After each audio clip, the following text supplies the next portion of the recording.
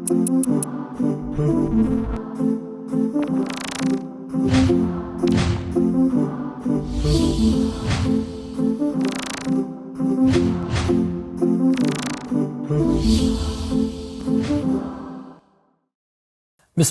wassalatu wassalamu ala rasulillah.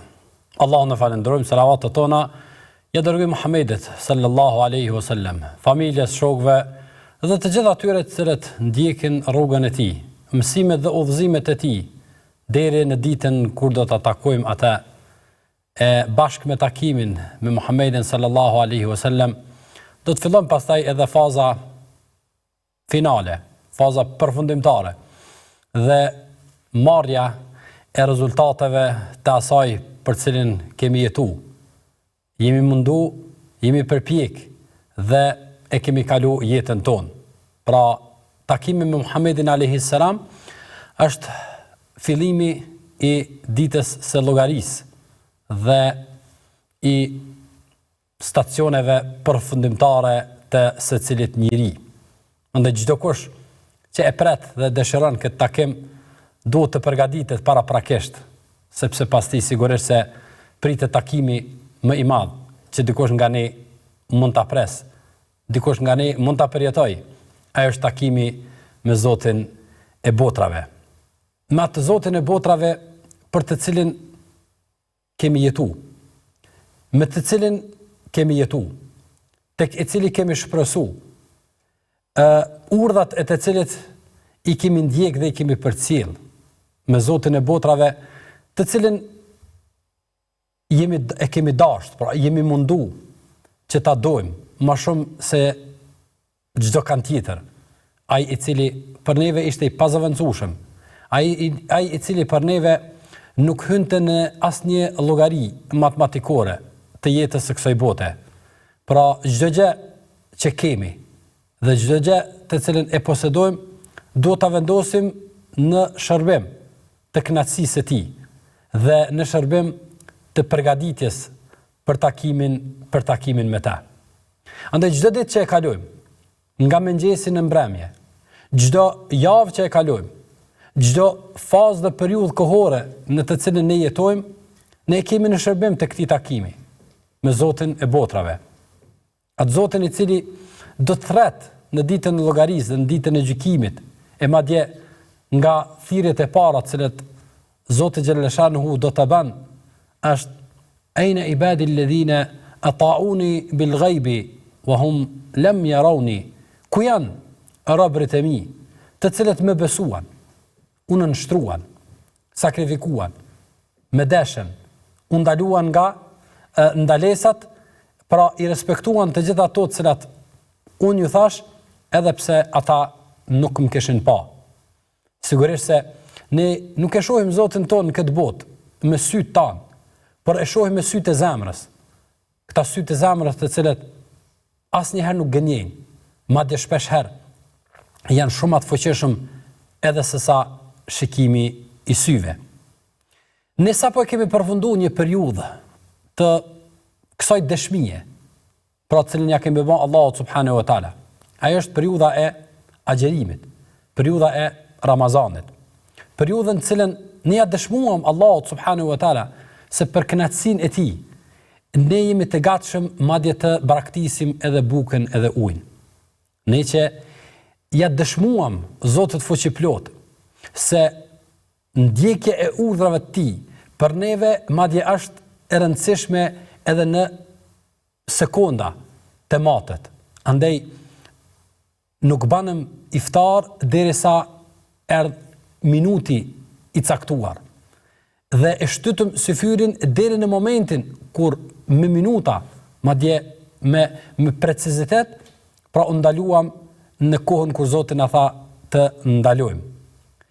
Edhe atëherë kur ndoshta kishim etje dhe ujit e kishim në gojë në kohën e abdesit, ne nuk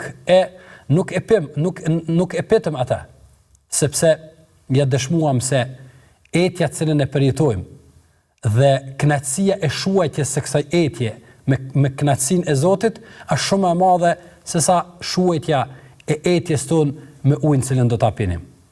Ne e braktisëm bukën, edhe atëherë kur ndoshta në dhomën në të cilën qëndronim, në kuzhinën madje në cilën edhe shumë nga ne ose nga të tjerët edhe e përgatitin ushqimin, e refuzuan atë, sepse ja dëshmuam se ushqimi jonë me dashurinë e Zotit është shumë më madhe se sa ushqimi të cilën mund t'ja japim trupit ton dhe ngopjen e tij me ushqimin momental. Qëndruam në këmbë në namazin e taravive, edhe pse ndoshta dita ishte e gjatë dhe punët ishin të vështira dhe punët ishin të rana, por ja dëshmuam Zotit se ajo dhimbta e këmbëve dhe e trupit ton, cilën mund ta përjetojmë në këtë kohë të vonë të qëndrimit në këmbë, madje me orë, është shumë më e këndshme dhe shumë më e shishme për neve, ndoshta se sa vetë pushimi në shtratat tonë të butë. E kështu më radhë, por i dëshmuam Zotit xhallashanuhu se e duam ata. Dhe kjo dashni është ajo e cila na bën që të harrojmë gjithçka nga të mirat dhe nga kënaqësitë e kësaj jete. Kjo periudhë kohore, madje cilën Allahu xhallashanuhu na tha se janë ejame ma'dudat, janë ditë të numëruara, janë ditë të caktuara, janë ditë të cilat kalojnë shpejt, janë ditë të cilat duhet të kijet fokusin e to, sepse ikin dhe më nuk kthehen deri në periudhat e ardhshme, ishte ajo kohë në të cilën ne megjithatë erdhëm në fundin e tyre. Dhe pas këtij përfundimi, sigurisht se besimtarët e kanë me të drejtë të legjitimuar nga Zoti i botrave të festojnë, të gëzohen, të urojnë njëri tjetrin. E sidomos e urojmë njëri tjetrin në festën e Bajramit, ku ne kemi shpresuar dhe kemi bindje dhe kemi shpresë se Zoti na ka falë. Zoti na ka pranuar duat në kohën e iftarit. Zoti na ka pranuar faljen që kemi bërë ndaj njëri tjetrit. Zoti na ka pranuar Kur'anin, Zoti na ka pranuar agjerimin, Zoti na ka pranuar sadakat, e kështu me radhë. Andaj me të drejtë ne festojmë dhe me të drejtë ne urojmë njëri tjetrin në fund të kësaj periudhe kohore, të kësaj dëshmie që ja kemi bën Zotit të botrave. E megjithatë, edhe kjo kohë e festës dhe e përgëzimit dhe urimit me njëri tjetrin, sigurisht se përfundon. Çka pastaj? Është një pyetje cilën duhet ta mendojmë thellë. Duhet ta kthejmë në veten e parë, secili nga ne. Nga se për secilin ka shkallë në të cilat duhet të ngriten. Ande askush nga ne, pas një periudhe të caktuar të adhurimeve, nuk është imun nga kjo pyetje. Sigurisht se besimtari pas adhurimeve gjendet në një situatë të cilën duhet të analizoj. Dhe çdo kush që dëshiron të ketë sukses, madje edhe në jetë, pas një periudhe të caktuar të fitimeve ose të tregtisë së caktuar, ndalet dhe bën disa analiza, ama analiza të thella. Jo analiza sa për të mbushur raporte, jo analiza sa për të ikur ndoshta nga përgjegjësitë të caktuara, por ai i cili dëshiron me të vërtetë ta kuptoj se çfarë fitoi dhe çfarë humbi, duhet të ndalet në një analizë të thellë. Dhe në këtë rast analiza që duhet ta bëjmë është se cili është roli i adhurimeve, të cilat ne ja bëjmë Zotit fuqiplot, ndërmjet përjetimeve të momentit në të cilat ne i përjetojmë ato adhurime dhe ndërmjet ndikimit dhe mësimeve dhe ngritjeve në grada të cilat duhet të na shërbejnë gjatë tërë jetës tonë. Sigurisht se kjo ndarje të cilën duhet ta bëjmë është ndarje e domosdoshme. Pra adhurimet të cilat ja bëjmë Zotit, pa asnjë dilemë, i kanë përjetimet e momentit. Ato përjetimet të cilat çdo kush që i përjeton mund të i ndjej ato. E shumë për këtyre përjetimeve është vështirë që të përshkruhen. Është vështirë që të përcjellen. Është vështirë që të transmetohen edhe të thuhen dikun tjetër. Por se a përjetohen, mendoj që secili që ka agjeruar me rregullat cilat agjerimi i ka në veteveten e tij dhe adhurime tjera të cilat i ka kry, me ata të cilët Zoti është i kënaqur në formën e brendshme dhe të jashtme, është dëshmitar i përjetimeve të madhështive të adhurimeve. Madhështi dhe kënaqësi të cilat nuk mund të krahasohen e as të barazohen me asgjë tjetër. Dhe ndoshta si përjetim, cilën edhe pse ndoshta tashmë na ka mbetur vetëm kujtesë, por mund ta llogarisim, është koha e iftarit. Me çfarë besimtari në kohën e iftarit mund ta shes agjerimin që e ka bën. Me çfarë pasurie të dunjas do ta ndronte besimtari kohën e pritjes së iftarit. Çka më i ofru besimtarit në kohën e iftarit, do thonte mirë, merre këtë ditë agjerim se përjetimet cilat i përjetova dhe koha cilën po e pres iftarin tash këta minuta, nuk qenë ka ndonjë përjetim madhor. Jo, dhe betohem në Zotin e botrave, se çdo kush, cilën Allahu subhanahu wa taala ja ka dhënë sadopak nga aroma e përjetimit të agjerimit dhe kënaqësisë së pritjes së iftarit, me pasurinë e dunjas nuk do ta ndronte. Ande këto përjetime, qofshin të agjerimit, qofshin përjetimet namazit, qofshin përjetimet të Kur'anit, qofshin përjetime, këto janë përjetimet të cilat nuk kemi asnjë dilemë, se janë përjetimet të cilat nuk krahasohen me asnjë përjetim të mundshëm që njerëzit mund ta përjetojnë jetën e kësaj bote.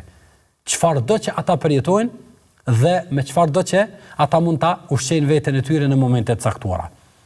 Mirë po, qëllimi i agjerimit në këtë rast dhe qëllimi i të gjitha adhurimeve duhet të ngritet në një nivel tjetër.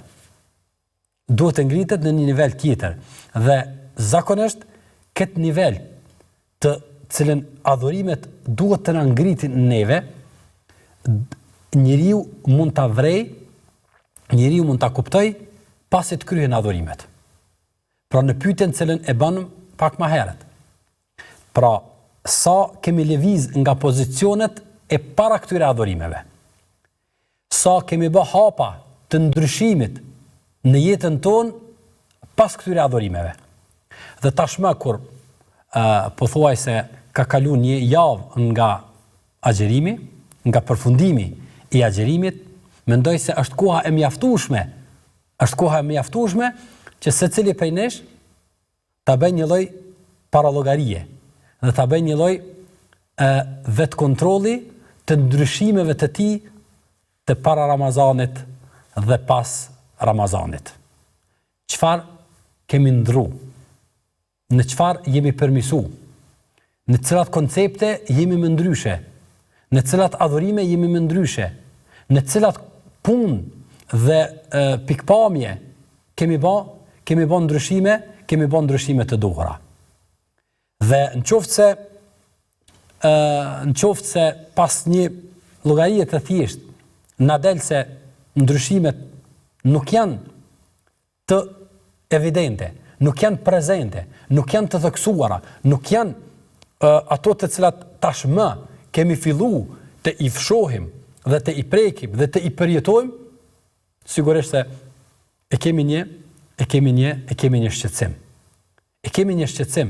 Ajo është se adhurimet nga roli i parë i përjetimeve, për cilën unë nuk dyshoj dhe kam mendimin pa asnjë dilemë se të gjithë e kemi përjetu, nuk kanë arrit me ngrit në shkallën e dytë, e që shkalla e ndikimit.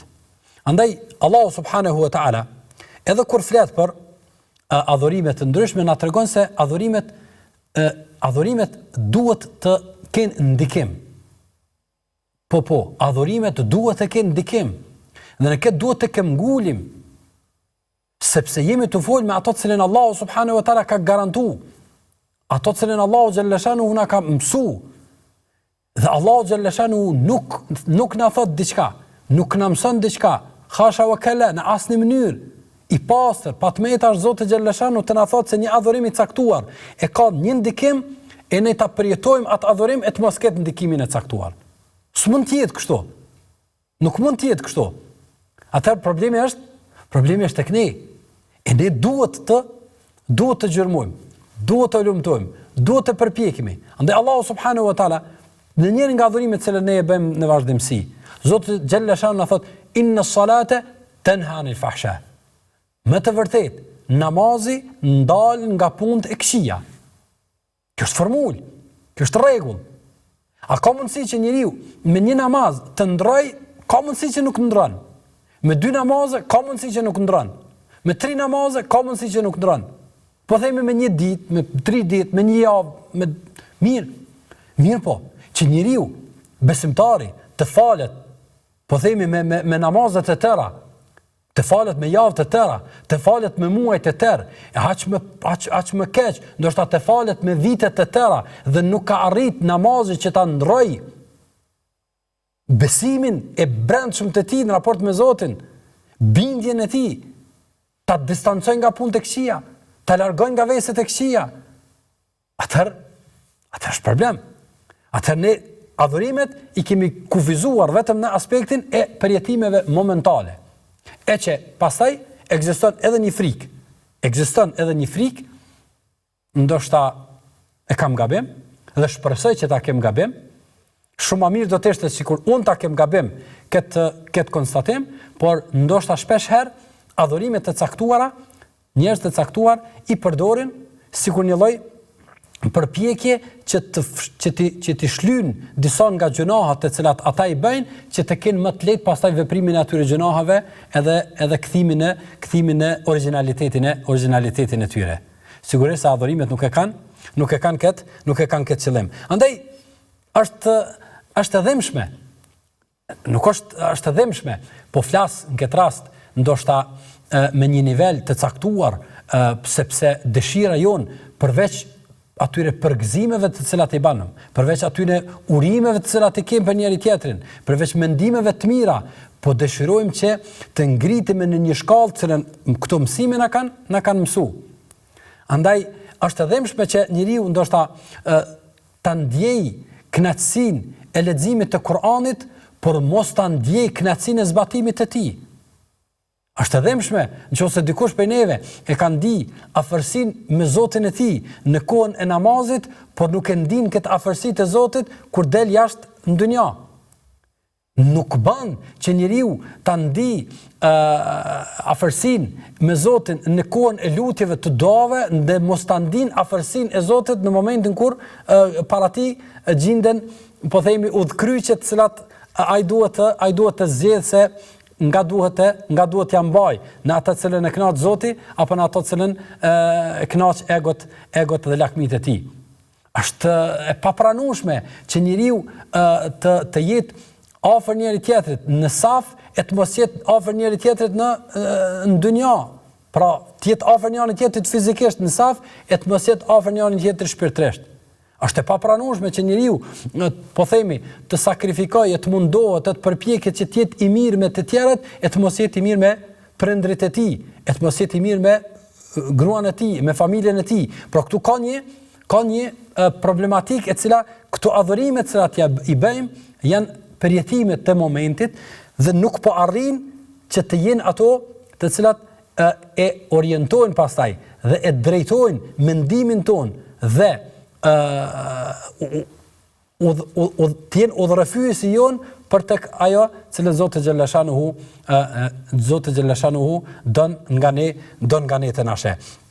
Ndë Allahu subhanahu wa ta'ala, që se po flasim për adhurimet, sigurisht se në secilën për këtyne adhurimeve, Zotë Gjellashanuhu ka vendos objektiva, pra ka vendos obligueshmëri, ka vendos shpërblime dhe ka vendos objektiva se ku don ta ngrit robën e tij përmes këtyre adhurimeve, që të mos mbesin adhurimet përjetime të momentit, sepse besimtari në tërë jetën e tij është në adhurim ndaj Zotit Xhallashanuhu, dhe po nuk i ndërlidhi adhurimet me jetën e tij, me veprimet e tij, me të folurit e tij, me të hecurit e tij, me tregtinë e tij, me raportet familjare, me raportet me tjerët, madje edhe në raporte me ata të cilët e kundërshtojnë dhe ndoshta edhe e luftojnë, sigurisht se ai ka marrë një pjesë të fesë, e ka përgjysmuar madhështinë e kësaj feje, e ka cungu kuptimet e saj dhe i ka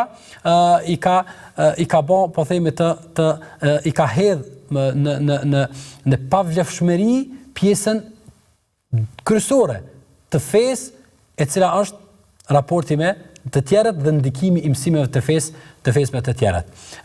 Se për çfarë, në cilat objektiva duhet të na çojnë adhurimet të caktuara, do të shohim pas një pauze të shkurtër.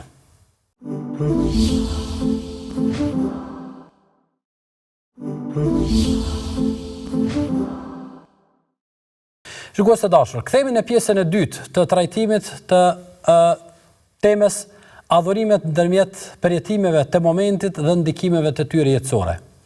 E me që jemi në periudhën e pas Ramazanit, pra në periudhën kur përfundimi i këtij adhurimi të madh është ende i freskët tek ne dhe po mundom që të bëjmë një lloj analize dhe një lloj po themi vetë kontrolli se ky Ramazan dhe ky agjerim cilën e kemi bërë, a ka qenë përjetim i momentit dhe a ka lënë gjurmë tek ne, duhet ta kuptojmë se çdo adhurim cilën Allahu xhallahu na ka sjell, përmes cilit ne adhurojmë Zotin, ai dobia e tij na u kthehet në të mirën tonë.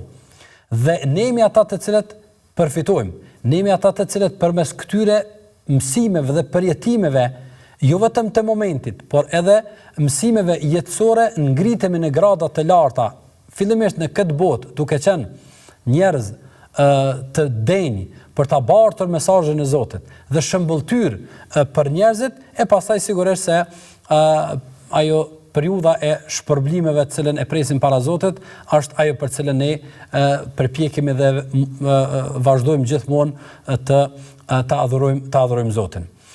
Qëse po flasim për Ramazanin në këtë rast, Allahu xhallahu ka përmend disa objektiva të Ramazanit, të agjerimit, të cilat besimtari duhet të fokusohet thellë në to. Dhe si model dhe si mostër, ku ti përmendim këto objektiva të cilat Ramazani i ofron tek njerëzit, pra u jep atyre, dhe në fund pritshmërit nga çdo agjërues janë që të mërrin në këto objektiva, ne kuptojmë pastaj se çdo adhurim tjetër ka objektiva të caktuara. Në këtë rast, njëri nga objektivat më madhor, cilët Ramazani e bart në veten e tij është la'allekum tattaqun, që të bëheni të devotshëm. Pra jo që ta përjetoni agjerimin si një adhurim momental, sepse sado që zgjat një muaj ditë, ai një ditë do të përfundoj. Dhe nëse i tërë fokusi jon në agjerim ka qenë në përjetimet e momentit, cilat agjerimi i ka, sigurisht ato përfundojnë me ditën e Bajramit.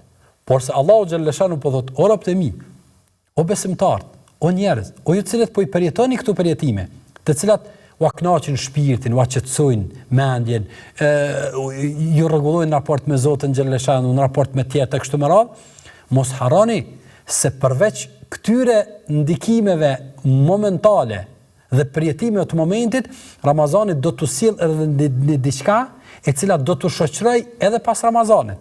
Do të shoqëroj edhe pas një javë pas Bajramit, do të shoqëroj edhe pas një muaj pas Ramazanit, do t'ju shoqëroj mas 2 muaj, do t'ju shoqëroj atëherë kur jeni vet, do t'ju shoqëroj atëherë kur keni raporte të tregtisë, do t'ju shoqëroj atëherë kur keni mundësi të prekni nderin e dikujt ju nuk e prekni, do t'ju shoqëroj atëherë kur ju keni mundësi të bëni veprime të caktuara, me çka do të rregulloheni, me çka do të permisoheni.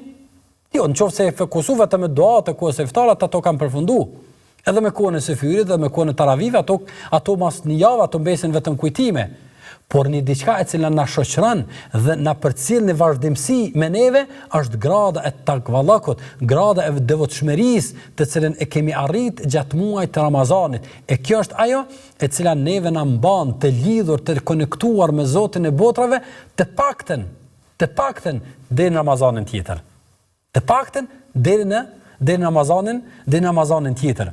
Andaj ky objektiv që Allahu subhanahu wa taala po e përmend dhe Po na mëson pasaj që këto adhurime të shoqërohen edhe me ndikimet të cilat nuk janë ndikime momentale, por janë ndikime afatgjate, janë ndikime të cilat na e përmirësojnë dhe na rregullojnë pastaj edhe jetën tonë.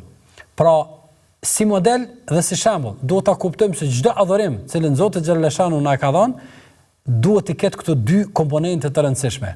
Pra, kënaqësinë e përjetimeve të momentit dhe pjesën e ndikimit dhe pjesën e përcjelljes së ndikimit të këtyre adhurimeve në jetën tonë. Andaj, nëse neve në fund të Ramazanit na intereson se a kemi arrit, po themi, shpërblimin e këtij muaji, dhe a kemi arrit që të ngritemi në këto grada? Përgjigjja është e thjeshtë. Përgjigjja është shumë e thjeshtë.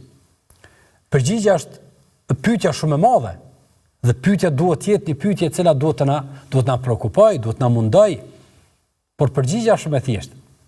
Andaj, a na është pranu adhurimi ose jo?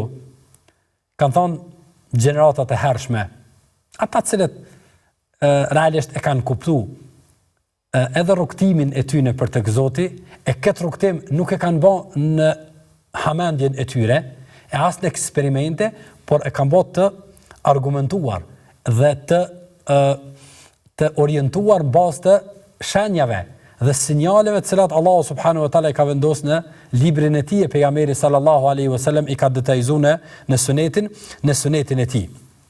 Ne kanë thonë shpërblimi i adhurimit, pra dhe shenja e shpërblimit, në këtë rast e pranimit të një adhurimi, është përcjellja me adhurim tjetër. Kjo është një margaritar, është një margaritar i mahnetshëm, të cilën gjëratat e hershme na kanë lënë si trashëgimi. Pra, a do me ditë ato është pranu adhurimi, shiqo pas ti, cili është ndikimi këtij adhurimi. A do ta ndjekësh këtë adhurim me adhurime tjera, apo do të ndalesh me përfundimin e adhurimit? Andaj në këtë rast, namazi ana ka bëma të butë, sepse po qëndrojmë para Zotit të botave. Agjerimi,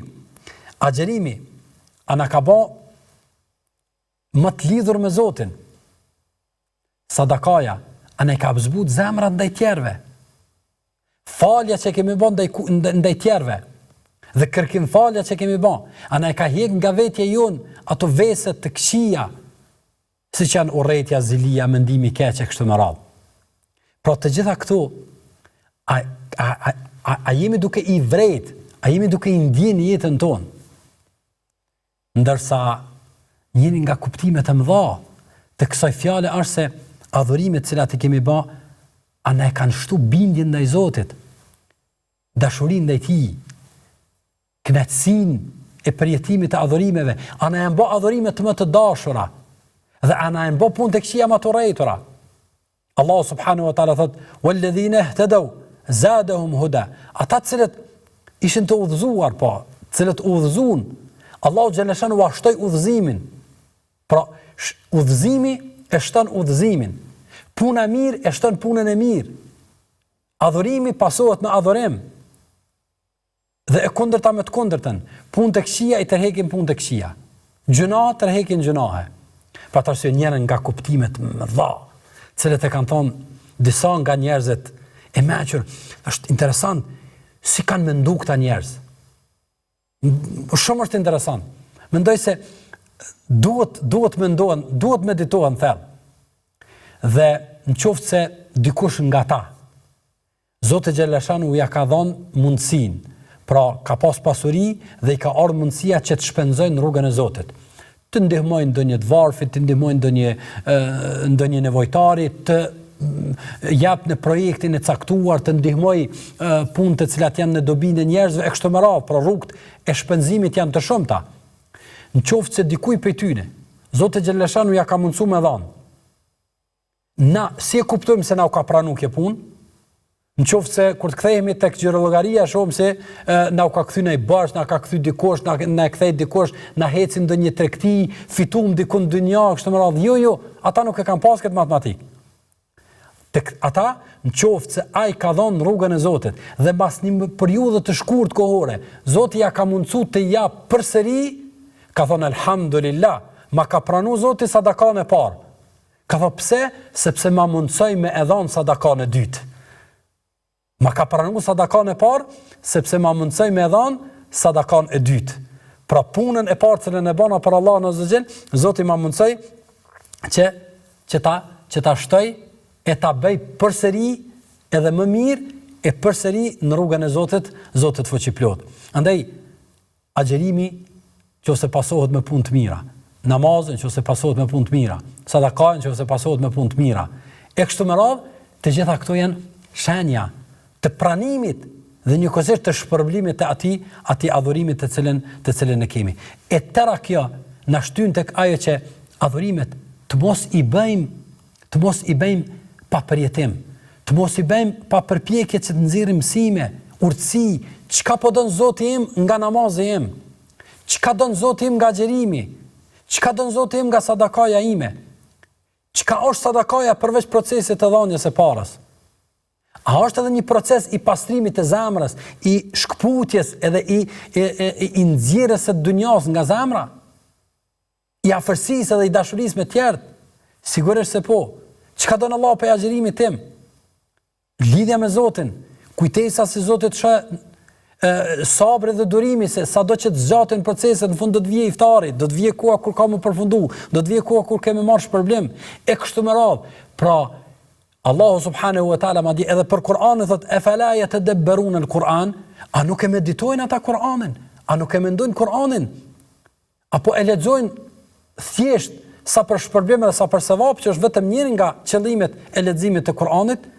Pra, a nuk e lexojnë ajetet të cilat flasin për Allahun? A nuk e lexojnë ajetet të cilat flasin për ditën e gjykimit? A nuk e lexojnë ajetet të cilat flasin për popujt të cilët kanë kaluar dhe përfundimin e atyre të cilët kanë mohu, se sa përfundim dëmshëm e përfundimit e atyre të cilët kanë besu se çush i ka shpërbly Zoti? A nuk shohin ata se ku janë kufit e Zotit, ku i ka vendos Allahu kufit e të ndalen tek ata kufi? A nuk i shohin ata Kur'anin se ku ka punë që Zoti po kërkon prej neve që ne të veprojmë? Ky është meditimi. Ky është qëllimi i Kur'anit, për rregullimi dhe jetësimi i tij në jetën tonë. Andaj Allahu xhallahu shanu po thotë: "O robët e mi, mos e lexoni Kur'anin shkela shka. Mos e lexoni Kur'anin thjesht sa për të bërë numra ose për të bërë garë të caktuar për garë të leximit të kështu me radhë. Efala yatadabbaruna al-Qur'an, pra që të mos merren adhurime ndaj Zotit xhallahu shanu, asnjë nga këto adhurime.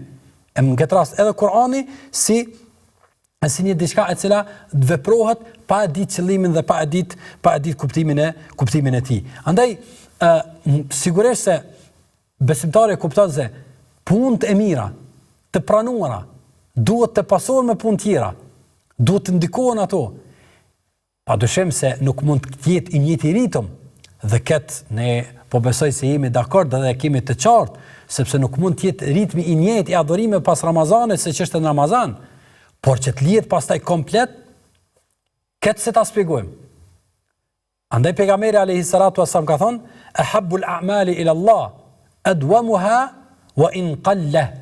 Veprat më të mira të Allahut xhallahu shanuhu janë veprat të cilat janë të vazhdueshme, të cilat nuk ndërprehen, të cilat nuk nalen, të cilat nuk kanë periudha kohore, të cilat nuk kanë sezone, janë veprat të cilat në vazhdimsi janë pjesë e jona, pra ndikimi i tyre na ka bërë që ato të jenë pjesë e vazhdueshme e veprimeve tona, ka thënë pejgamberi alayhi salatu wasallam, edhe nëse ato janë pak e nuk janë të shumta. Padyshim se rreziku i mospranimit të veprave, e cila shprehet pastaj me braktisjen e këtyre punëve, sapo të përfundojnë ato, është evident. Pra besimtari në fund të adhurimeve, në fund të veprave, duhet ta shoqërojë ndjenja e frikës së pranimit. Duhet ta shoqërojë ndjenja e frikës së pranimit, e kjo shprehet më shumë se në gjithçka tjetër në pamjen e tij, në ndikimin e këtyre punëve në jetën e tij. Andaj adhurimet duhet të ruhen. Adhurimet duhet të ruhen. Vëllezër, motra, shikues të dashur, ju që po na ndiqni tani, ju që ju përgëzoj për adhurimet që i kemi bërë gjatë Ramazanit, Nuk ka si të mos e përgëzojmë, e sidomos ndoshta këtë vit që e çdo vit e më tepër numri i agjëruesve rritet, numri i njerëzve që janë prezant në xhami rritet e kështu me radhë. Mirë, po këto adhurime duhet të ruhen. Kjo ngritje në grada që e kemi të Zoti duhet të ruhet, duhet të kultivohet, nuk mjafton nëse nuk ushqehet, nëse nuk kujdesemi për pozicionet e reja të cilat i kemi marrë në Ramazan. Dhe në këtë rast në çdo adhurim që ne bëjmë, por po e marrim Ramazan me që jemi në kohën e pas Ramazanit. Pra pozicionin që e marrim duhet të kujdesemi sepse ai nuk rën vetvetiu. Por nuk kemi mundësi të qëndrojmë vetvetiu. Është rreziku i rënies.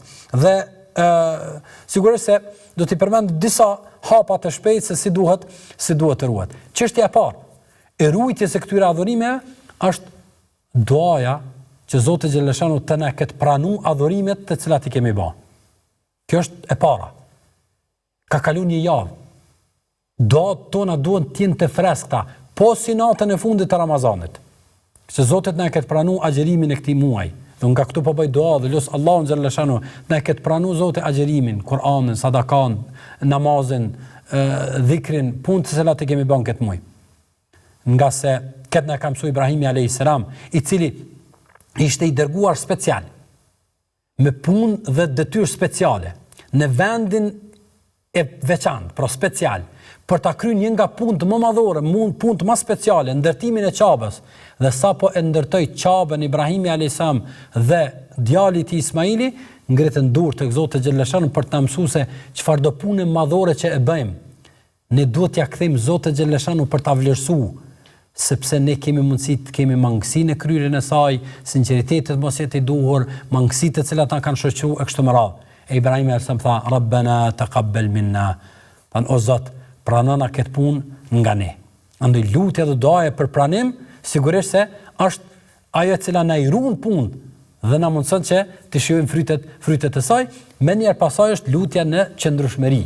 Andaj nga lutjet më të mëdha që pejgamberi alayhis salatu wassalam ka bë, ka qenë ja muqallibal qulub thabbit qalbi ala dinik, o ti që i rrotullon zemrat, forca ma zemrën tënde, forca ma zemrën time në fen tënde, në udhëzimin tënd, në rrugën e cila do të më çon tek kënaqësia jote, sepse zemrat ndryshojnë. Situatat nuk janë të njëjta, atmosferat nuk janë të njëjta, sprovat nuk janë të njëjta, përplasjet që njeriu mund ta godasë në jetë nuk janë të njëjta.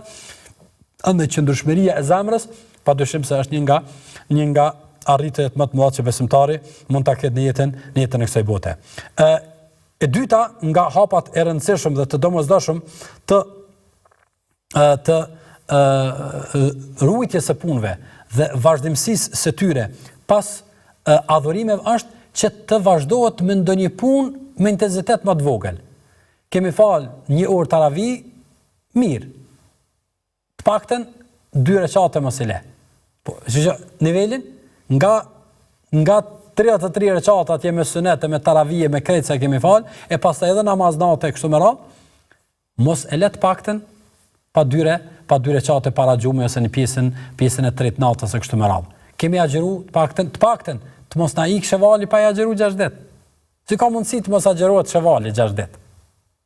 Si ka mundësi ai përjetimi madhor i krit aty në ndjenjave dhe përjetimet që e kemi pas në Ramazan të mos vazhdohet edhe me një simbolik të vogël të 6 ditëve të agjërimit të shevalit.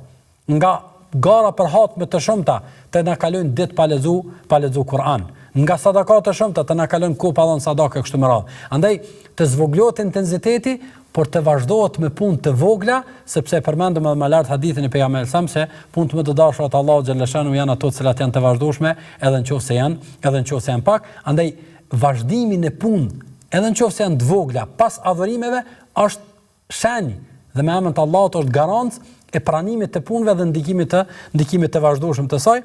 Dhe ndoshta ajo e treta ose e katërta nga hapat e domosdoshëm të ruajtjes së punëve dhe veprave të mira, në këtë rast dhe vazhdimësisë ndikimit të adhurimeve tek ne është kujdes. Kujdes pas adhurimeve me kënd po shoqërohesh. Sepse po nuk u shoqërove me njerëz të cilët janë në të njëjtën linjë me adhurimet të cilat i ke kry, ata do ta përmbysin kuptimin edhe të përjetimit të adhurimeve, edhe kuptimin të cilat i shoqëron.